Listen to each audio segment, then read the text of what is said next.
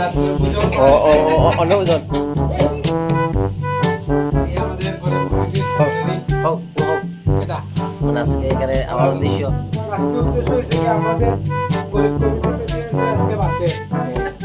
গরিব কমিটির প্রেসিডেন্ট হচ্ছে মৌলানা ওর বাতে উপলক্ষে আজকে আমাদের গরিবদের বই প্রদান করা হচ্ছে রাতের তো আমরা এসেছি এখানে সবাই যে আমরা গরিব তো খাওয়ার জন্য এসেছি।